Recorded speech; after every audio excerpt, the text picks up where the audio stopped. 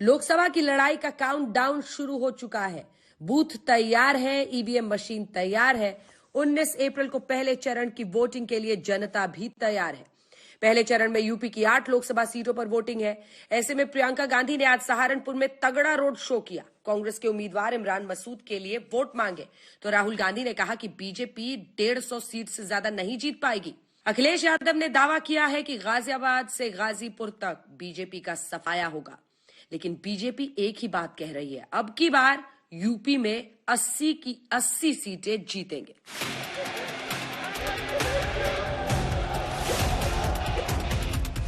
2018 का चुनाव है। मोदी मोदी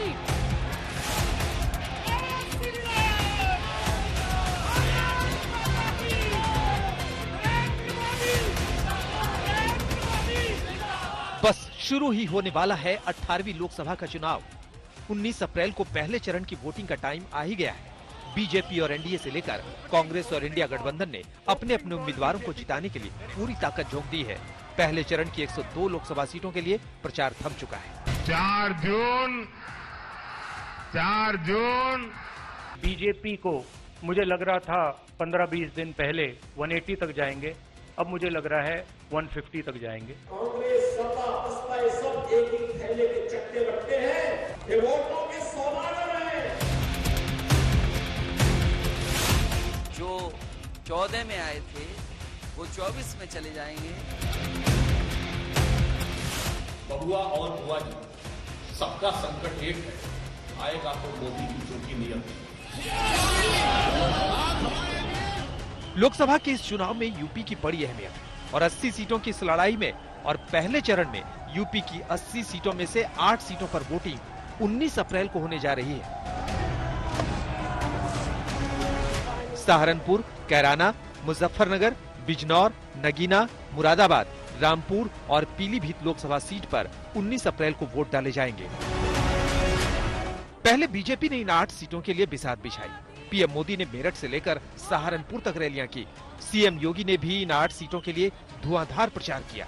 आपको बता दें कि 2019 में यूपी की इन 8 सीटों में से बीजेपी को 5 पर हार का मुंह देखना पड़ा था।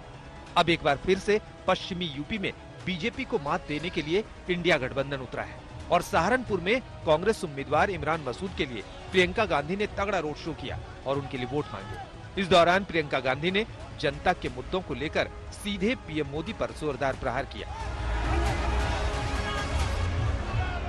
मोदी जी को ये दिख नहीं रहा है कि इस देश का जो आम आदमी है, देश का गरीब है, देश का किसान है, देश की गरीब महिला है, कितना तरस रही है, कितना तड़प रही है, कितना तड़प रहे हैं लोग, क्योंकि महंगाई आसमान छू रही है, बेरोजगारी बढ़ गई है, कम नहीं हुई है।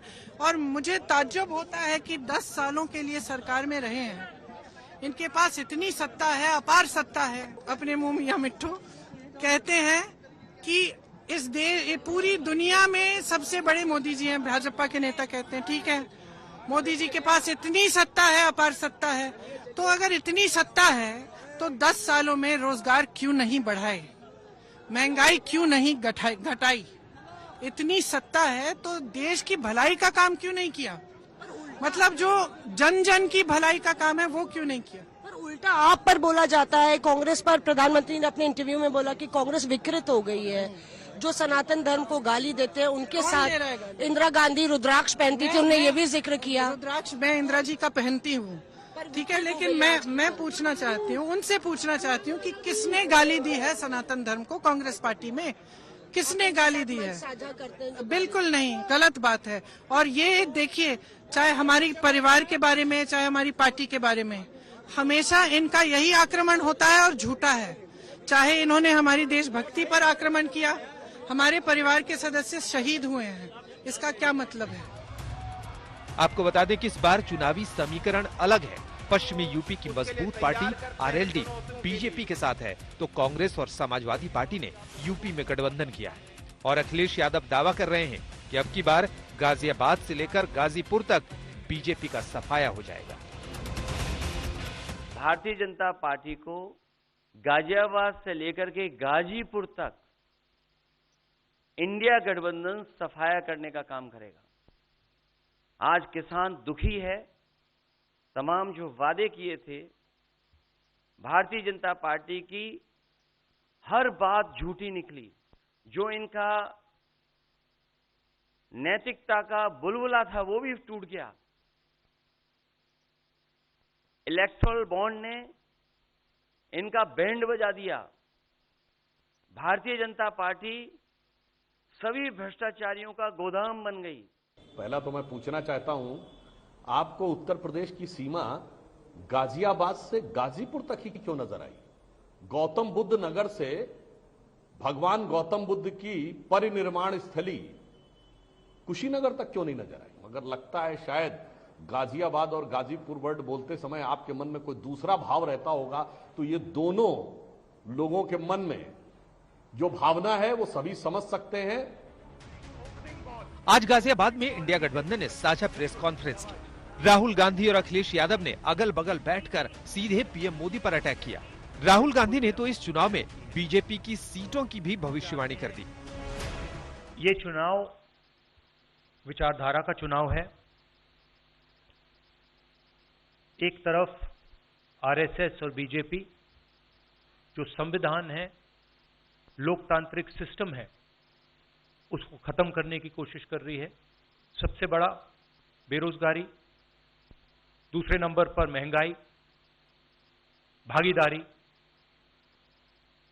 मगर बीजेपी 24 घंटा डिस्ट्रैक्शन करने में लगी रहती है। कभी प्रधानमंत्री समुद्र के नीचे चले जाते हैं, कभी आसमान में सी प्लेन पे चले जाते हैं, मगर जो मुद्दे हैं उनके बारे में न प्रधानमंत्री न बीजेपी बात करती है। बीजेपी को मुझे लग रहा था 15-20 दिन पहले 180 तक जाएंगे, अब मुझे लग रहा है 150 तक जाएंगे। हमारा चुनाव इंप्रूव कर रहा है।